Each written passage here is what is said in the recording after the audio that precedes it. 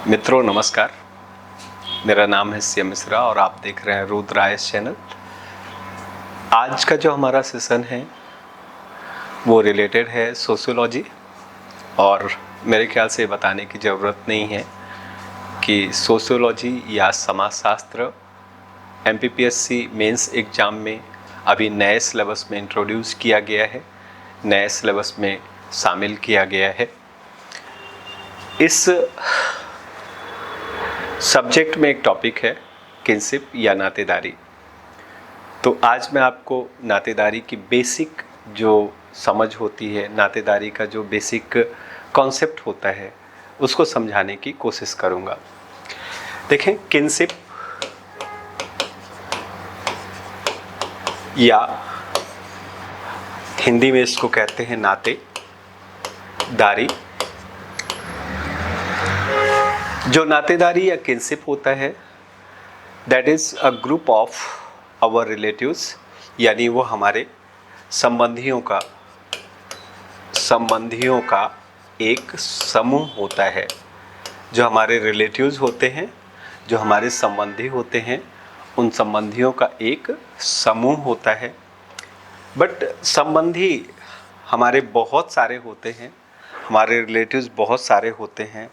तो specific kinship में कौन कौन से रिलेटिव्स को या कौन कौन से रिश्तेदारों को, कौन कौन से नातेदारों को शामिल किया जाता है। तो फर्स्ट ऑफ ऑल, किनशिप में जो कितने तरह के नातेदार होते हैं हम उनको जानेंगे।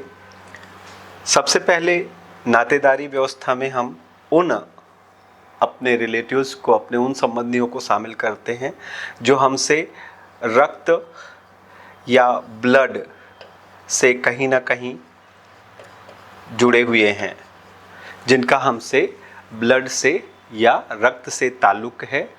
ऐसे रक्त संबंधी हमारे कौन कौन होते हैं, जैसे अगर मैं अपने उदाहरण में लूँ तो मेरे एग्जाम्पल में यहाँ सबसे पहले मैं रख लेता हूँ खुद को, मैं हूँ। तो मैं जो बना वो मेरे माँ बाप यानी मेरे मदर और मेरे फादर, दो लोग ने अपना ब्लड दिया। दो लोगों का रुधिर, दोनों लोगों का ब्लड मेरे शरीर में बह रहा है। यानी फर्स्ट ऑफ ऑल मेरी माँ और दूसरे मेरे पिता यानी मेरे मदर और फादर। तो मेरे मदर और मेरे father, they are my blood relatives. माता पिता के साथ अब यहीं से जो डिसेंट चालू हो जाता है, यहीं से वंश चालू हो जाता है। तो एक मातृवंशी रिश्तेदार है मेरे और एक पितृवंशी रिश्तेदार हैं।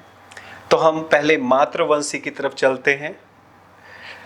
माँ को हम देखें तो माँ के ब्लड में, माँ के शरीर में जिन दो लोगों का ब्लड मिला हुआ है वो है मेरी नानी और दूसरे हैं मेरे नाना। तो नानी और नाना ये भी मेरे ब्लड रिलेटिव हुए। तो अगर मैं अपने ब्लड रिलेटिव्स की बात करूं तो मेरी माँ, मेरे पिता, ये मेरे ब्लड रिलेटिव हैं। इसके अलावा मेरी नानी, मेरे नाना, ये मेरे ब्लड रिलेटिव हैं। अच्छा, ज़रूरी नहीं कि मेरी माँ इकलौती लड़की अपने माँ बाप की, यानी नाना नानी के हो सकता है एक लड़का भी हो। तो वो जो लड़का है, नाना नानी का लड़का, वो मेरा मामा है। तो मेरे मामा के ब्लड में भी, मामा के शरीर में भी वही ब्लड बह रहा है जो ब्लड मेरी नानी, नाना और मेरी माँ के शरीर में है। तो मेरे मामा भी मेरे ब्लड रिलेटिव हुए।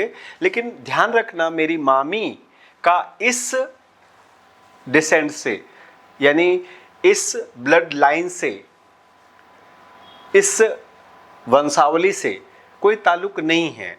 तो मेरी मामी मेरी ब्लड रिलेटिव नहीं हुई। अब दूसरी माँ, मामा के अलावा मौसी, मौसी भी मेरी ब्लड रिलेटिव हैं, मौसी भी मेरी रुधिर संबंधी हैं। तो इस तरह से मैं हो गया, मेरे माँ बाप, मेरी मौसी, मेरे मामा, मेरे नानी, मेरे नाना, और इधर मामा के जो बच्चे हैं, मामा के बच्चों में भी वही ब्लड है। तो ममेरा भाई बहन, ममेरा मेरे जो मैटरनल ममेरे भाई बहन हैं, ब्रदर सिस्टर्स हैं, किन्स हैं, ममेरे भाई बहन, उनके भी शरीर में वही ब्लड बह रहा है जो मेरे शरीर में बह रहा है। और सिमिलरली इसी तरह से मेरे मौसेरे भाई बहन, मेरे मौसेरे भाई बहनों के शरीर में भी वही ब्लड है जो मेरे शरीर में है। तो कौन कौन हो गए? मेरी माँ, मेरे पिता, मेरे नाना, मेरी नानी, मेरे मामा, मेरी मौसी और मेरे ममेरे और मेरे मौसेरे भाई बहन। ये तो मातृ पक्ष से, मातृ वंश से हो गए। पितृ पक्ष से देखते हैं, अपने पिता की साइड से देखते हैं, पिता की लाइन से देखते हैं, तो सेम मेरे दादा और दादी, दादा दादी, दादा दादी के अलावा चाचा और इधर बुआ, और फिर फुफेरे और चचेरे भाई बहन। तो ये सारे लोग मेरे ब्लड रिलेटिव्स हो गए। इतने सारे मेरे ब्लड रिलेटिव हो गए, ये सब मेरे ब्लड रिलेटिव हो गए। अगर मैं इनकी सेपरेट लिस्ट बनाऊं तो क्या क्या हो जाएगा? माँ, पिता, चाचा, बुआ, चाचा बुआ हो गए, और मौसी और मामा हो गए, नाना हो गए, नानी हो गई, दादा हो गए, दादी हो गई, मौसेरे भाई बहन, ममेरे भाई बहन, चचेरे भाई बहन और फुफेरे भाई बहन। ये मेरे सारे के सारे ब्लड रिलेटिव्स हो गए। इसके बाद दूसरे रिलेशंस पर आते हैं। दूसरा जो संबंध होता है मेरे अफेनल रिलेटिव्स, ब्लड रिलेटिव्स के अलावा अफेनल रिलेटिव्स होते हैं। अफेनल मतलब होता है विवाह संबंधी, यानी मेरे वे रिलेटिव्स जो मुझसे मेरी शादी के बाद जुड़े, जो मुझसे मेरी शादी के बाद जुड़े, मेरे वो सारे रिलेटिव्स मेरे अफेनल रिलेटिव्स कहलाते हैं। अगर मैं इनको आइडेंटिफाई करूं, अगर मैं इनको चिन्हित करूं, तो ये कौन कौन होंगे? तो फर्स्ट ऑफ ऑल मेरी सबसे इम्पोर्टेंट, जिसको हम कहते हैं लगते जिगर, मेरी पत्नी, मेरी वाइफ, मेरी पहली अफेनल रिलेटिव हैं। ये मेरी फर्स्ट अफेनल रिलेटिव, यानी ये मेरी पहली विवाह संबंधी हैं। अब पत्नी के बाद पत्नी के पिता यानी हमारे ससुर जी, पत्नी की माँ यानी हमारी सास, सासू माँ, ओके। इसके अलावा ससुर जी और सास यानी पत्नी के भाई यानी हमारा साला, और पत्नी की बहन यानी हमारी साली, और उन सब के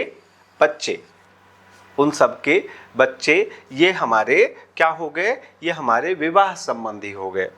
तो ये हमारे ब्लड रिलेटिव और ये हमारे विवाह संबंधी हो गए, इनसे जुड़े हुए सब कोई।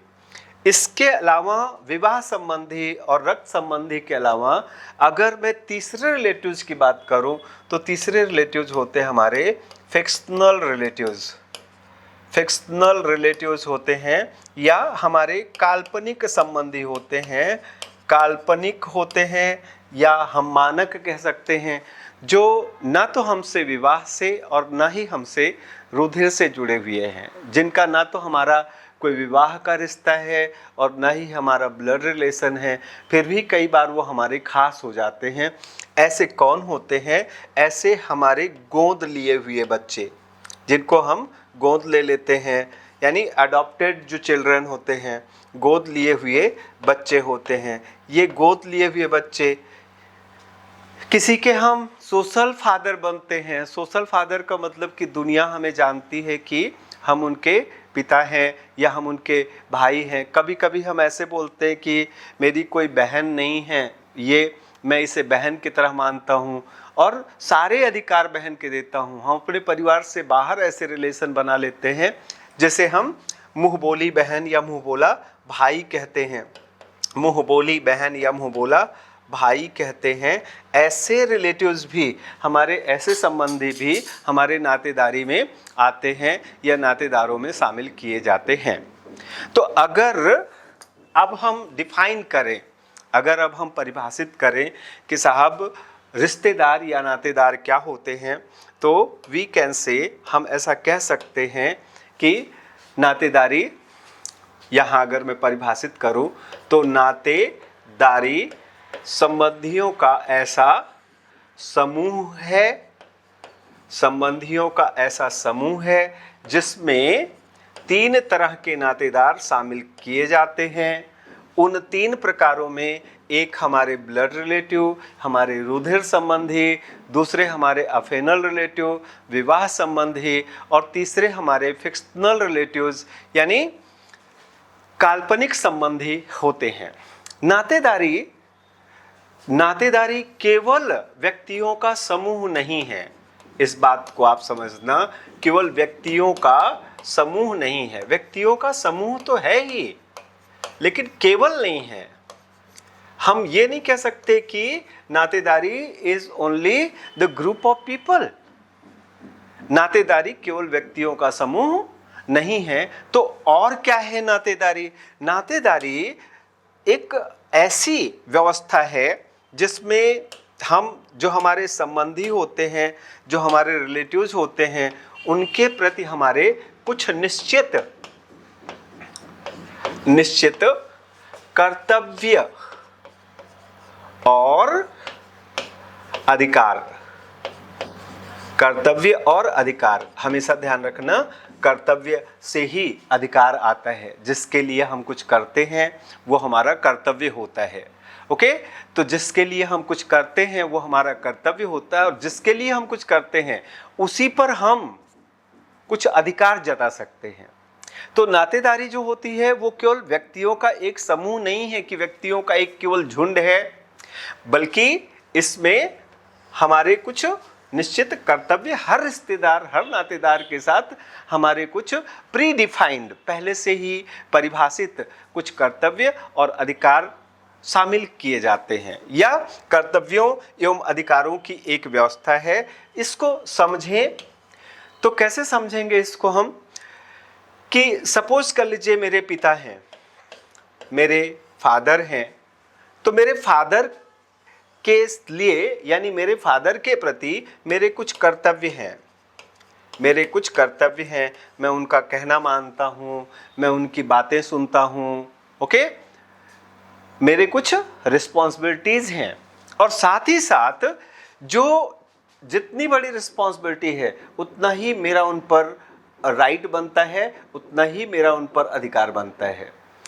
ओके, किसी दूसरे बच्चे का मेरे पिता पर उतना अधिकार नहीं है जितने अधिकार के साथ मैं अपने फादर से कोई बात बोल सकता हूँ, या कोई डिमांड कर सकता हूँ, कोई मांग रख सकता हूँ, या अपनी मदर से कोई डिमांड कर सकता हूँ।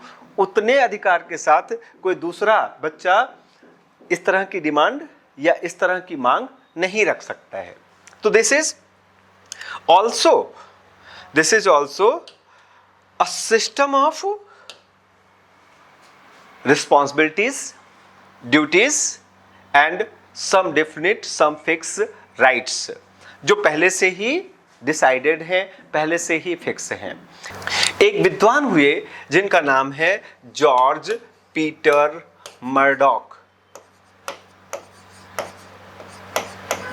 George Peter Murdock.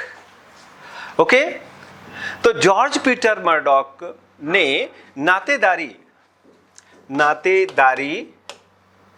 की 3 श्रेणियों, 3 कैटेगरीज ऑफ किन्स, नातेदारी की 3 श्रेणियों की चर्चा की है। उन्होंने कहा कि नातेदारी की 3 श्रेणियां यानी 3 कैटेगरीज होती हैं। 3 तरह की कैटेगरीज उन्होंने नातेदारों की बताई हैं। फर्स्ट ऑफ ऑल, सबसे पहली कैटेगरी होती है जिन्हें हम प्राइमरी किन्स कहते हैं। सबसे पहली कैटेगरी होती है जिन्हें हम प्राथमिक नातेदार कहते हैं। ओके, प्राथमिक नातेदार कौन होते हैं? प्राथमिक नातेदार होते हैं जिनसे हम सीधे तौर पर जुड़े होते हैं, यानी हमारे और उनके बीच में कोई तीसरा नहीं होता है, यानी हमारा उनके साथ संबंध किसी तीसरे के जरिए नहीं होता है। हमारे ऐसे सारे रिश्तेदार हमारे प्राथमिक नातेदार होते हैं। जीपी मर्डॉक ने, या केवल मर्डॉक बोलिए, उन्होंने ऐसे नातेदारों की संख्या 8 बताई है। प्राइमरी किन्स की संख्या 8 बताई है। There are 8 number of primary kins. कौन कौन से 8 प्राइमरी किन्स होते हैं? अब जैसे एक पति पत्नी,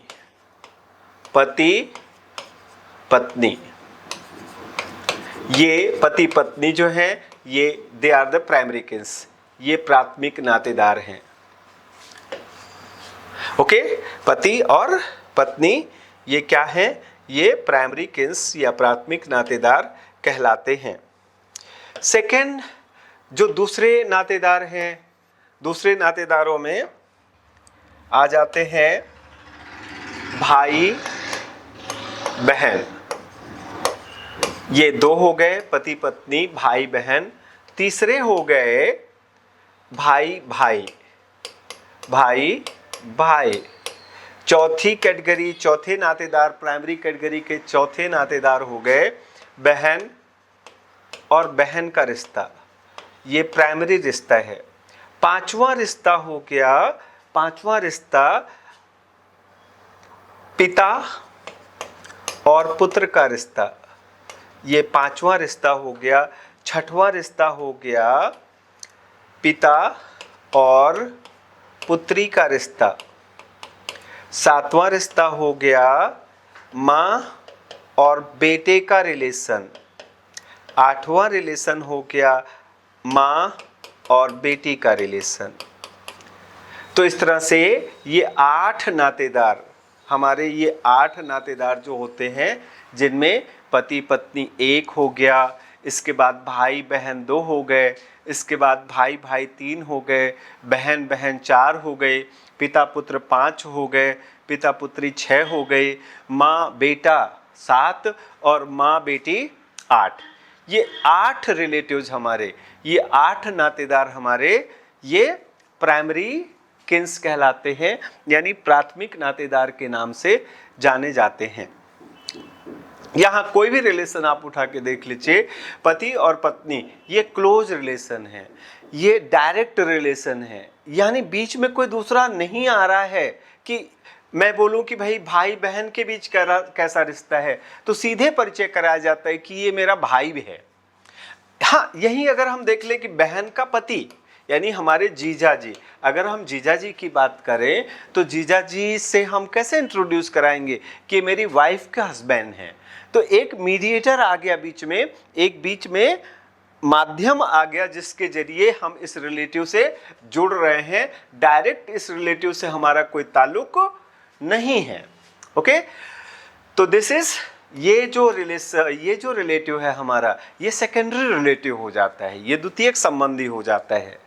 तो हमारे वो सारे संबंधी जिनसे हम प्रत्यक्ष तौर पर जुड़ते हैं, जिनसे हम डायरेक्ट जुड़े होते हैं, हमारे वो सारे संबंधी हमारे प्राथमिक नातेदार कहलाते हैं या प्राइमरी रिलेटिव्स कहलाते हैं।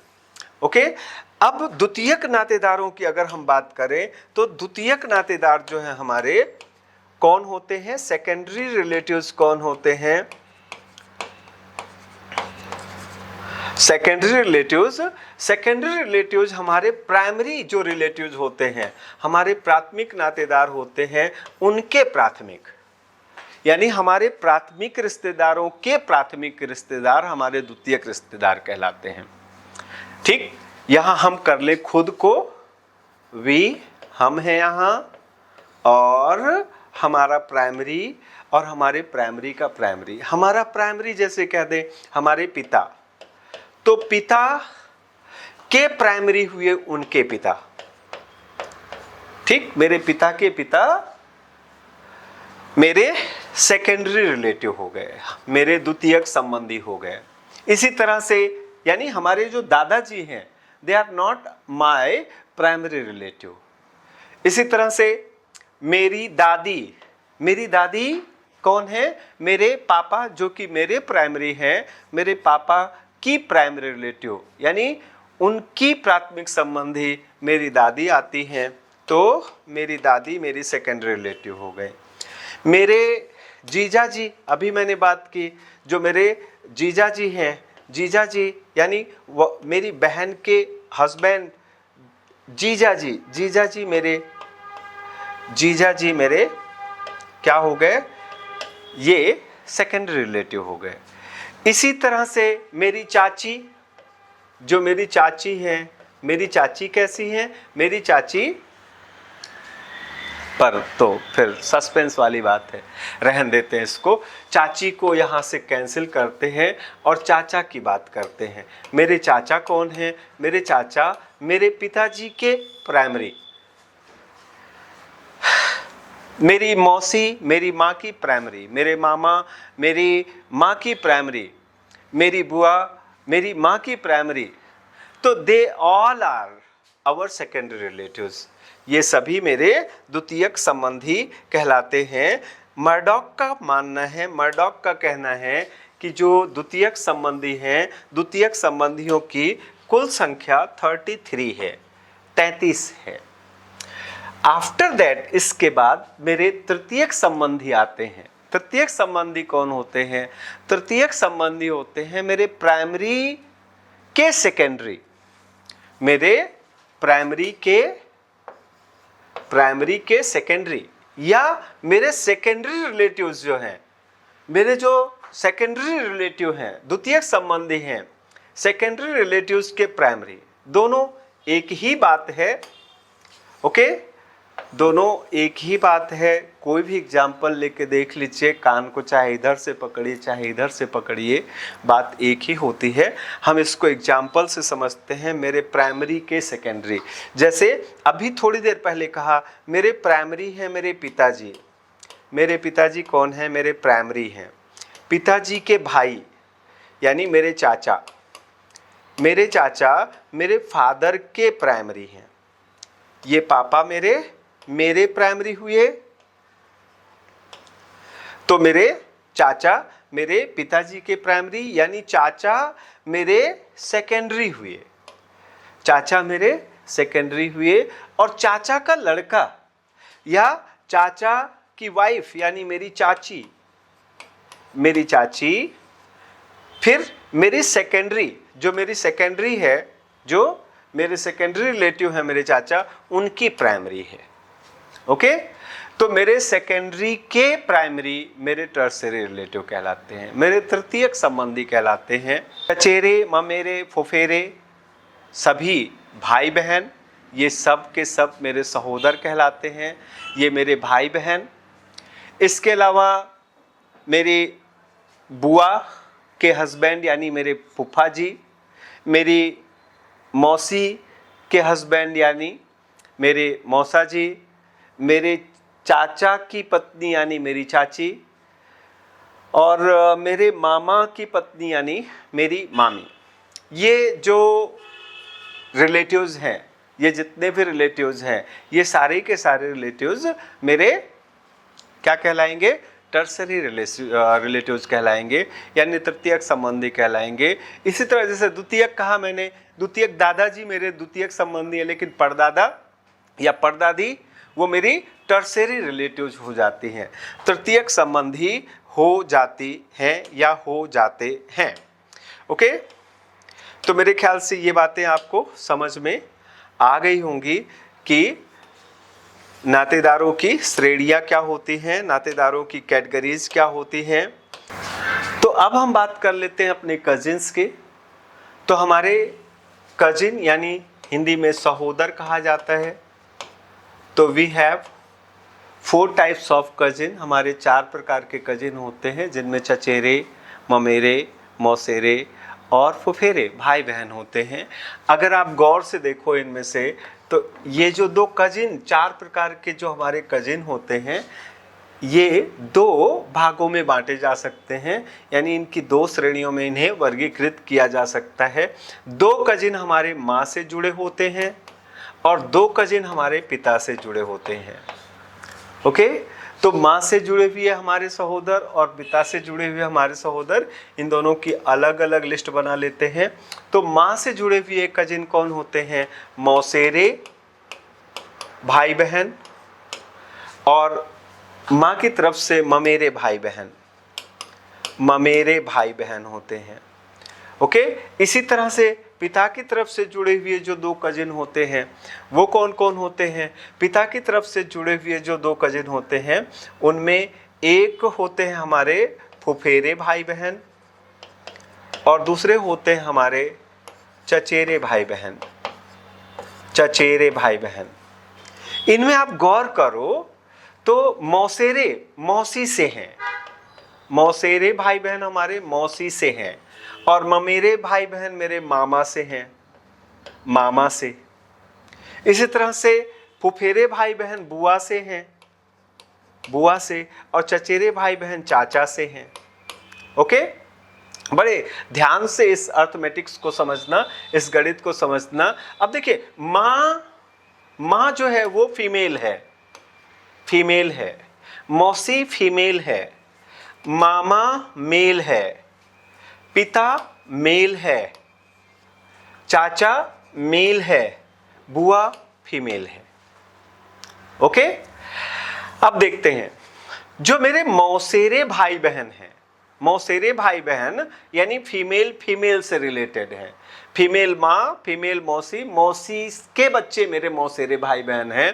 तो दीज आर कॉल्ड, इन्हें हम पैरेलल कजिन कहते हैं, पैरेलल कजिन बोलते हैं, या सलिंग सहोदर कहते हैं, सलिंग सहोदर। यानी मेरे मौसेरे भाई बहन मेरे सलिंग सहोदर हैं, पैरेलल कजिन हैं। सेम अगर आप इधर देखो तो इस तरफ आपको क्या मिलेगा कि पिता मेल और चाचा भी मेल, तो ये भी दोनों सेम सेक्स को बिलोंग करते हैं। तो ये भी मेरे पैरेलल कजिन हो गए, ये भी मेरे पैरेलल कजिन हो गए। ओके, ये भी पैरेलल कजिन हो गए। ठीक, अब बाकी 2 बच्चे कौन पैरेलल कजिन हो गए? चचेरे और मौसेरे भाई बहन, चचेरे और मौसेरे भाई बहन हमारे पैरेलल कजिन हो गए। नहीं समझ में आए तो एक बार और समझाता हूं कि मौसी फीमेल है, माँ फीमेल है, दोनों का सेक्स सेम है, दोनों सेम सेक्स से बिलोंग करते हैं, और सेम सेक्स से जुड़े हुए जो हमारे कजिन्स होते हैं, okay, they are called parallel. तो इधर मेल मेल, इधर फीमेल फीमेल। अगर इसके अगेंस्ट में हम इधर देखें, माँ फीमेल है और मामा मेल है, और इधर अब बचे एक बुआ फीमेल है और पापा मेल है, पापा मेल हैं। तो यहाँ पर ये जो दोनों कजिन हैं, ये जो हमारे दोनों कजिन हैं, यानी ममेरे फुफेरे कजिन, ममेरे फुफेरे भाई बहन, ये they are called cross cousin, ये विलिंग सहोदर कहलाते हैं। यानी हम ये कह सकते हैं कि there are 2 types of cousins, यानी सहोदर जो होते हैं, सहोदर 2 प्रकार के होते हैं। There are 2 types of cousin, सहोदर 2 प्रकार के होते हैं। एक होते हैं सलिंग सहोदर यानी पैरेलल कजिन, सलिंग सहोदर, और दूसरे होते हैं विलिंग सहोदर, विलिंग सहोदर यानी क्रॉस कजिन, क्रॉस कजिन और parallel cousin. Okay, parallel cousin 2 और क्रॉस कजिन 2, क्रॉस कजिन भी 2। पैरेलल कजिन जरा सोच के बताइए, पैरेलल कजिन कौन? पैरेलल कजिन में मौसेरे, मौसेरे ये पैरेलल हो गए। इस तरह से चचेरे, मौसेरे और चचेरे ये पैरेलल कजिन हो गए। और क्रॉस कजिन क्या हो गए? क्रॉस कजिन में हो गए फुफेरे, फुफेरे और ममेरे, ममेरे भाई बहन हो गए। ओके, ये डिवीजन, ये क्लासिफिकेशन क्यों किया गया नातेदारी में, इसको जानने की आपको आवश्यकता है। हमारा भारत देश है इतना बड़ा, इतने बड़े भारत देश में कई किनशिप सिस्टम्स यानी नातेदारियों की कई प्रणालियां पाई जाती हैं। पूरे भारत में जितनी भी नातेदारी प्रणालियां पाई जाती हैं, पूरे भारत के 28 राज्यों में जितनी भी नातेदारी प्रणालियां पाई जाती हैं, उन सभी नातेदारी प्रणालियों का साइंटिफिक स्टडी, उनका वैज्ञानिक अध्ययन एक प्रोफेसर हुई जिनका नाम था इरावती कर्वे, इरावती कर्वे। इरावती कर्वे ने भारत की नातेदारी व्यवस्थाओं का बहुत डिटेल में, बहुत विस्तृत तरीके से, बहुत साइंटिफिक तरीके से स्टडी की और उस पर उन्होंने एक बहुत प्यारी सी बुक लिखी, एक बहुत प्यारी सी पुस्तक लिखी जिसका नाम है kinship, kinship organization, kinship organization in India. Okay, तो ये मोस्ट इंपॉर्टेंट बुक है आपकी परीक्षा के लिहाज से, ये बुक का नाम पूछा जा सकता है। तो kinship organization in India, kinship organization in India नामक पुस्तक इरावती कर्वे ने लिखी। इरावती कर्वे ने पूरे भारत की जो नातेदारी व्यवस्था थी उसको 4 भागों में बांटा। बहुत आसान है आपके लिए भी बांटना। पूरे भारत की नातेदारी व्यवस्था को आप 4 भागों में ऐसे बांट सकते हो। कैसे? उत्तर भारत की नातेदारी व्यवस्था, उत्तर भारत की नातेदारी व्यवस्था, दक्षिण भारत की नातेदारी व्यवस्था, पूर्वी भारत की या पूर्वोत्तर भारत की नातेदारी व्यवस्था और पश्चिमी भारत की नातेदारी व्यवस्था। तो पश्चिमी में मध्य भी शामिल हो जाएगा।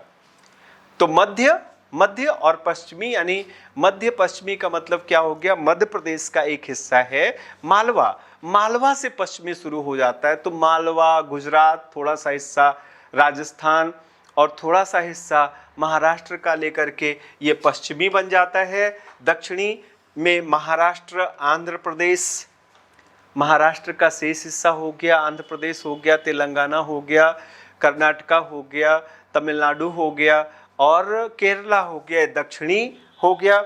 उत्तर का तो लंबा चौड़ा आप जानते ही हो, पंजाब है, हरियाणा है, उत्तर प्रदेश है, बिहार है, ठीक, उत्तराखंड है, राजस्थान है, दिल्ली है, ये सब उत्तरी भारत का भाग हो गया। और पूर्वोत्तर में आप जानते हैं कि असम, अरुणाचल प्रदेश, नागालैंड, मिजोरम, मणिपुर के अलावा त्रिपुरा, मेघालय, सिक्किम, ये जो हिस्से हैं ये सब दक्षिणी। इस तरह के अध्ययन को हम कहते हैं रीजनल स्टडी यानी क्षेत्रीय अध्ययन। तो ये प्रश्न भी पूछा जा सकता है एग्जाम में कि किस विद्वान ने नातेदारी व्यवस्था का क्षेत्रीय अध्ययन किया। इसे ऐसे भी कहा जा सकता है कि किस विद्वान ने पूरे भारत में नातेदारी व्यवस्था का तुलनात्मक अध्ययन, कंपैरेटिव स्टडी किया। तुलनात्मक ही हुआ ना, तुलनात्मक हुआ कि जब उत्तर की तुलना आप दक्षिण से करोगे, पूर्व की तुलना आप पश्चिम से करोगे, तो that will be comparative study. उस तरह के अध्ययन को हम तुलनात्मक अध्ययन कहेंगे। उन्होंने क्या पाया? उन्होंने एक बड़ी अजीब बात पाई। उन्होंने पाया कि नॉर्थ इंडिया में यानी उत्तर भारत में जो कस्टम्स हैं, जो रीति रिवाज हैं, उन रीति रिवाजों के अनुसार उत्तर भारत में सलिंग सहोदरों के बीच किसी भी तरह का वैवाहिक रिश्ता नहीं हो सकता है।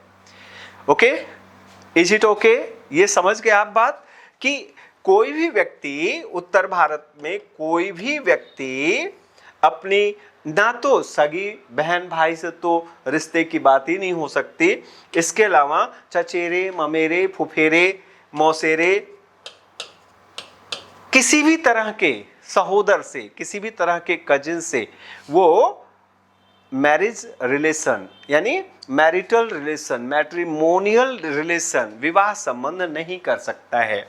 लेकिन उन्होंने अपने अध्ययन में पाया कि जब हम साउथ इंडिया में जाते हैं, दक्षिण भारत में जाते हैं, तो दक्षिण भारत में क्या होता है कि पैरेलल कजिन से विवाह नहीं हो सकता। यानी जैसे सपोज कर लीजिए कि कोई लड़का है, वो लड़का अपनी जो मौसी के लड़की से शादी करना चाहता है, अपनी मौसी की लड़की से शादी करना चाहता है तो नहीं होगा। या कोई लड़का है अपने चाचा की लड़की से शादी करना चाहता है तो नहीं होगा। चचेरे और ममेरे भाई बहनों के बीच विवाह साउथ इंडिया में भी नहीं होता है, नॉर्थ इंडिया की ही तरह।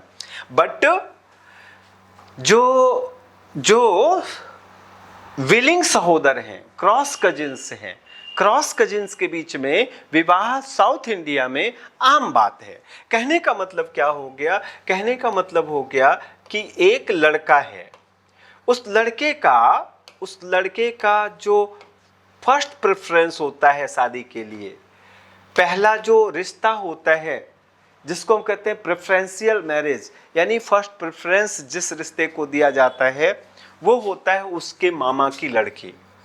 ओके, तो मामा की लड़की, ध्यान से समझना आप, ये इसके मामा की लड़की है। और ये कौन है? ये कौन है? ये मामा का लड़का नहीं है, ये इस लड़की के बुआ का लड़का है। तो बुआ का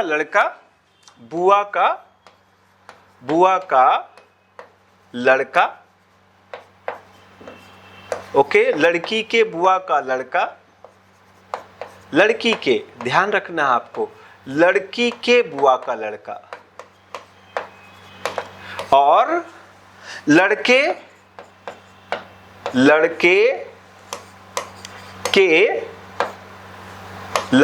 के मामा की लड़की। घचर पचर हो रहा होगा बट कोई बात नहीं, बहुत सिंपल ऐसा समझ लें कि एक लड़के की फर्स्ट प्रेफरेंस होती है उसके मामा की लड़की।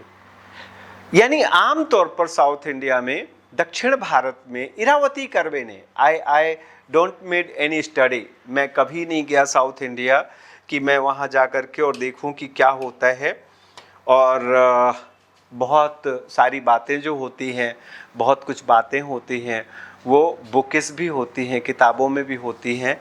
बट इरावती कर्वे जी अपनी पुस्तक किनशिप ऑर्गेनाइजेशन इन इंडिया में लिखती हैं कि दक्षिण भारत में कोई लड़के का उसकी मामा की लड़की से रिश्ता, मामा की लड़की से विवाह, ये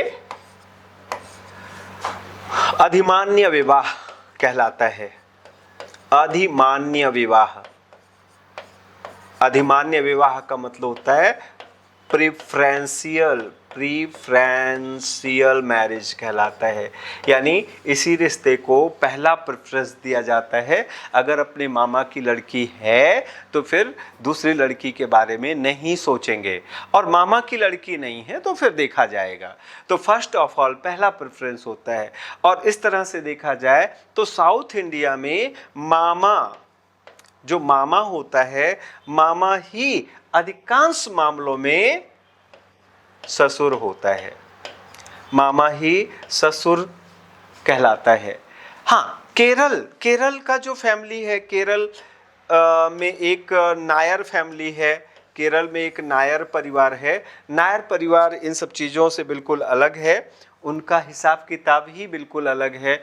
अगली क्लास में कभी मैं आपको बताऊंगा कि नायरों में एक जो परिवार पाया जाता है, एक मात्र वंशीय परिवार पाया जाता है, मात्र वंशीय यानी मैट्रिलिनियल मैट्रिलोकल फैमिली पाई जाती है।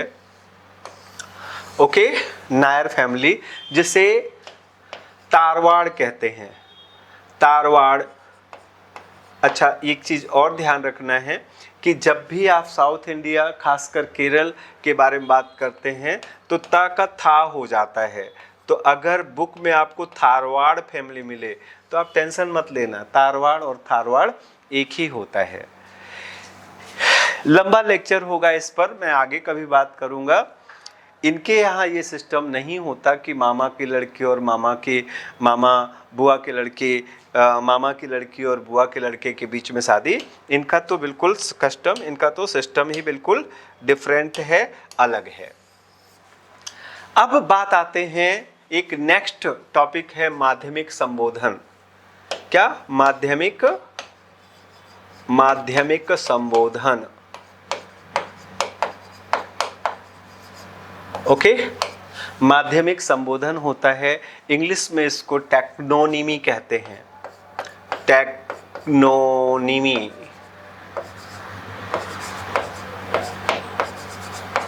टेक्नोनिमी कहलाता है ये, माध्यमिक संबोधन या टेक्नोनिमी के नाम से जाना जाता है। बहुत अच्छा एक रिवाज पाया जाता है, खासकर हमारे नॉर्थ इंडिया में, उत्तर भारत में ये रिवाज पाया जाता है कि यहाँ क्या होता है कि किसी भी रिश्ते को उसके नाम से नहीं बुलाते हैं। जैसे एक व्यक्ति का दो नाम होता है, एक तो उसका ओरिजिनल नेम होता है, ओरिजिनल नेम, ओके, और एक उसका रिश्ते का नाम होता है, रिश्ते का नाम। ओके, तो सपोज कर लीजिए कि एक कोई बंदा है जिसका नाम है सुरेश, तो सुरेश उसका ओरिजिनल नाम हो गया, उसका रियल नेम हो गया, और सुरेश की पत्नी के लिए उसका जो रिश्ते का नाम है वो पति यानी सुरेश की पत्नी जो है वो अपने सुरेश को पति कह सकती है, पति देव, पति जी। लेकिन वो ऐसा नहीं कहती है और ना ही वो सुरेश नाम लेती है। इन दोनों की बजाय वो किसी तीसरे रिलेटिव को बीच में इन्वॉल्व करती है। कैसे इन्वॉल्व करती है कि सपोज कर लीजिए कि सुरेश और उसकी पत्नी का एक लड़का है जिसका नाम है चिंटू, तो वो जोर से बुलाती है चिंटुआ के पापा। ओके, चिंटू के पिताजी, सुन रहे हैं आप? अगर चिंटू के पिताजी नहीं हैं तो फिर वो दूसरे तरीके होते हैं, जैसे आपने सुना होगा ए जी, ओ जी, लो जी, सुनो जी। ओके, तो ये सारे तरीके यूज किए जाते हैं। इन्हीं तरीकों को हम, जब हम रिश्ते को कोई नाम से नहीं पुकार करके, रिश्ते की कॉलिंग यानी किसी रिश्तेदार को हमें बुलाना हो तो उसे किसी नाम से नहीं बुला करके हम तमाम तरह के दूसरे शब्दों का सहारा लेते हैं, तो इसे ही हम क्या कहते हैं? इसे ही हम कहते हैं माध्यमिक संबोधन या टेक्नोनिमी। ओके, आज की क्लास में एक और टॉपिक के बारे में फटाफट बताऊंगा, जल्दी से बताऊंगा। जो हमारे नातेदार होते हैं, नातेदारों के लिए जो हम शब्द यूज करते हैं, जो किनशिप टर्म्स यानी नातेदारी शब्दावलियां, जिन शब्दों से हम अपने नातेदारों को बुलाते हैं उन्हें हम नातेदारी शब्दावली कहते हैं, यानी किनशिप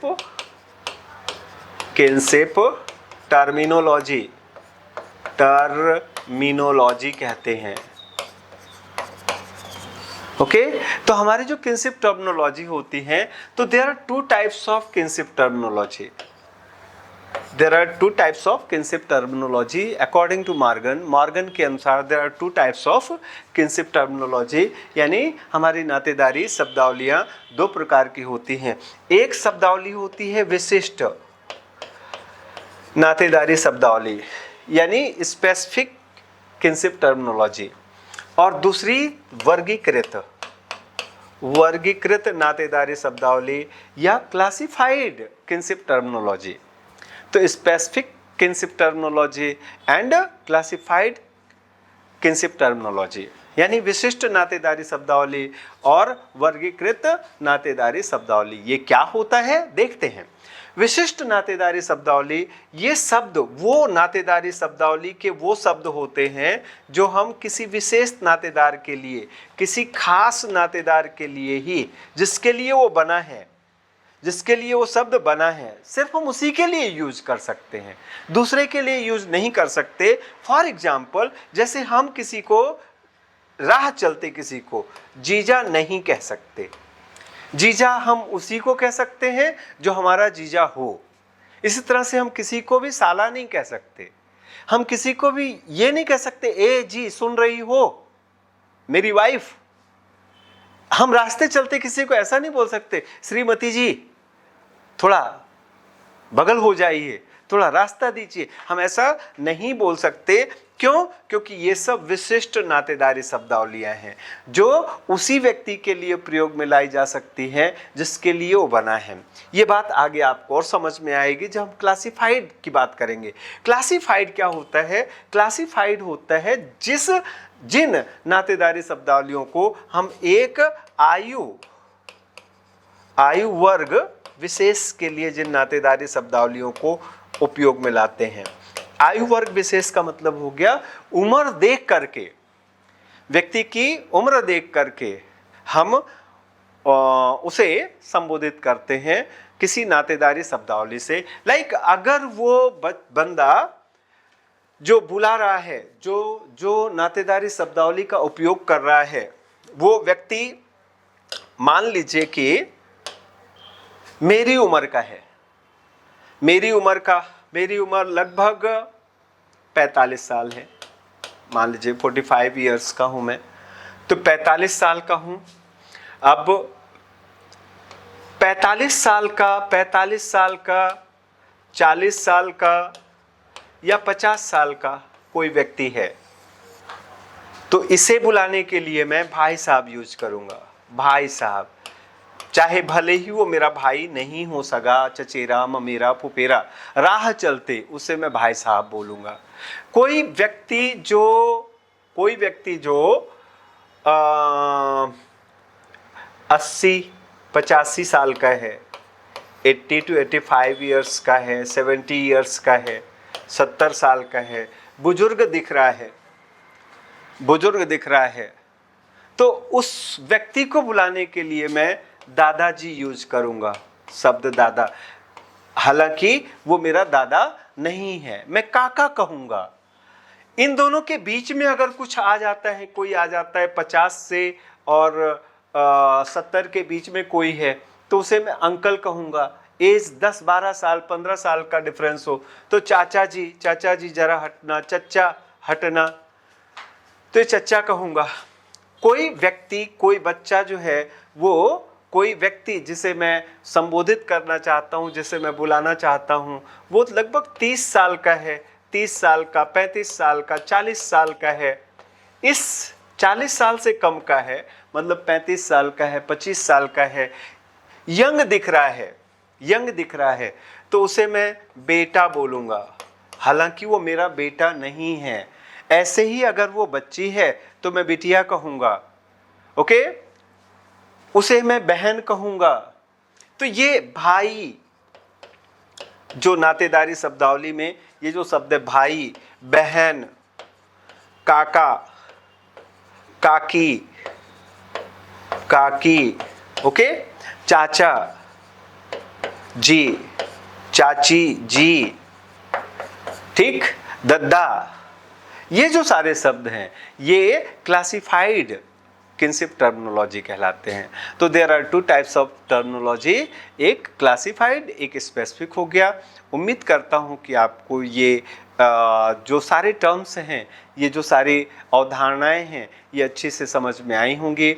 आगे कंटिन्यू अगर आपको ऐसे ही टॉपिक्स सोशियोलॉजी के चाहिए, यानी ऐसे ही टॉपिक्स का क्लैरिफिकेशन चाहिए, ऐसे ही टॉपिक्स पर आपको अपना कमेंट बनाना है, तो प्लीज़ कमेंट बॉक्स में कमेंट बॉक्स में जाकर के और अप्रिसिएट कीजिए और डिमांड कीजिए कि किस टॉपिक पर चाहिए, मैं उस टॉपिक पर वीडियो बना के आपको दूंगा। ओके, तो आज का सेशन यहीं एंड करते हैं। जय हिंद, जय भारत।